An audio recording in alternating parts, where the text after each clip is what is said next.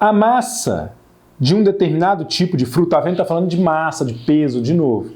A massa de um determinado tipo de fruto depende da ação de dois genes, azão e bezão, não alelos independentes e de ação cumulativa, polimeria.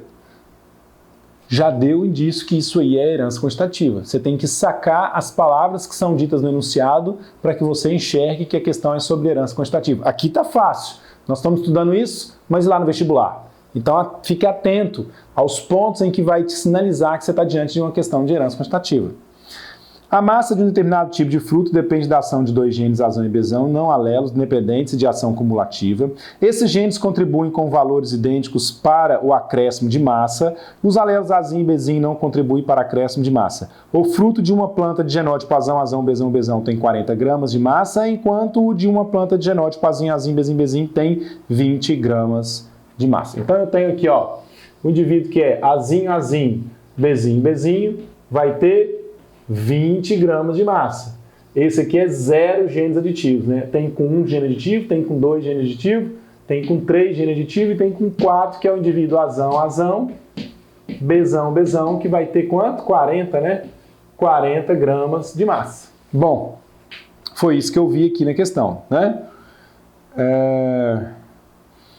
O alelo azinho, azinho contribui para o acréscimo de massa, né, que é? O alelo azinho, azinho não contribui para o acréscimo de massa. O fruto com plantas de genótipo azão, azão, bezão, bezão tem 40, enquanto o de azinho, azinho tem 20. Beleza. Com base no gráfico a seguir e nos seus conhecimentos, analise as proposições e assinale a alternativa correta. Aí mostra o gráfico aí que tem a curva de Gauss. Esse gráfico tem a curva de Gauss aí, ó, a quantidade de indivíduos. Mas aí a minha pergunta é o seguinte, o menor é 20, e o segundo aí tem quantos? E o terceiro tem quantos? E assim por diante tem quantos? Ou seja, se eu adicionar um gene aditivo, como por exemplo, azão, azinho, bezinho, bezinho, poderia ser azinho, azinho, bezão, bezinho também, ou seja, um gene aditivo só, não importa se é o A ou se é o B. Quanto que vai ter de aumento ali? Ele vai para quanto?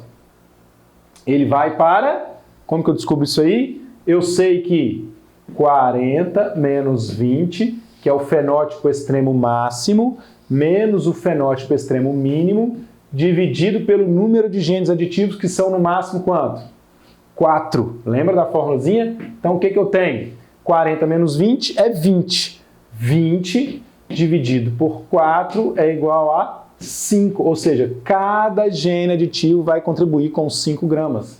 Então, com um aqui vai ser de 25 gramas, com 2 vai ser de 30 gramas, com 3 vai ser de 35 gramas e com 4 de 40 gramas, certo? Formulazinha, fenótipo extremo máximo menos o fenótipo extremo mínimo dividido pelo número de genes aditivos aqui, que é o 4. Nesse caso são 4. Aqui, ó, o número aditivo aqui são quantos? 1, 2, 3, 4, 5, 6. Aqui são 6. Agora nessa questão não, são 4. Ok?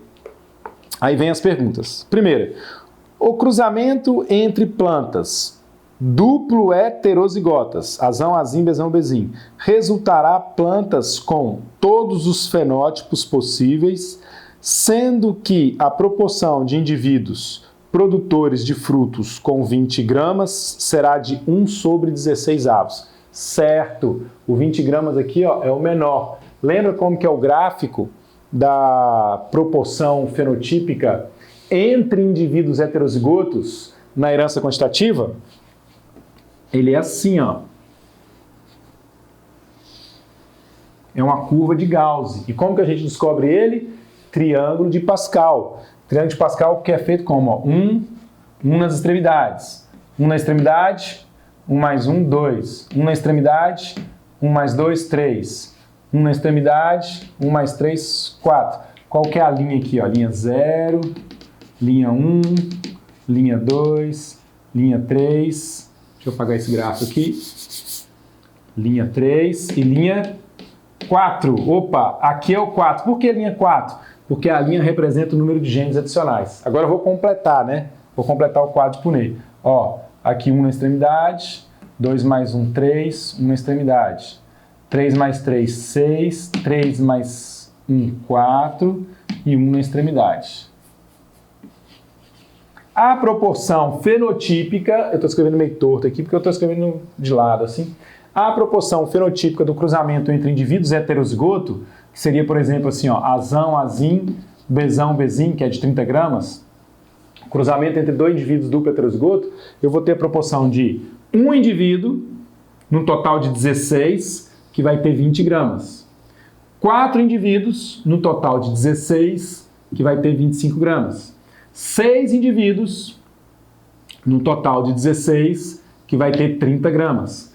4 indivíduos, no total de 16, que vai ter 35 gramas. E um indivíduo, no total de 16, que vai ter 40 gramas. Certo? Sabe aquela proporção de 9 para 3, para 3, para 1, lá na segunda lei de Mendel? Pois é, aqui é desse jeito. E a gente acha ela, em vez de fazer um quadro de Punnett, a gente acha ela fazendo um triângulo de Pascal aqui.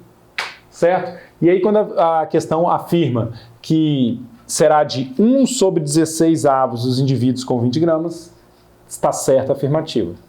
Próxima afirmativa diz o seguinte: cada alelo dominante contribui com 10 gramas ao fenótipo residual ou mínimo. Assim, plantas com genótipo azão, azim, bezão, bezim produzirão frutos com 30 gramas. Realmente, plantas azão, azim, bezão, bezim produzirão frutos com 30 gramas. Só que cada gene aditivo, nós já vimos por essa fórmula aqui, que ele contribui com 5 gramas e não com 10. Está errado a afirmativa.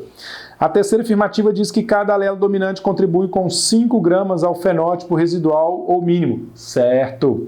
Portanto, plantas com genótipo azão, azão, bezão, bezim produzirão frutos com 30 gramas. Opa! Com 3 genes aditivos, ela vai produzir genes com 35 gramas. Vai produzir...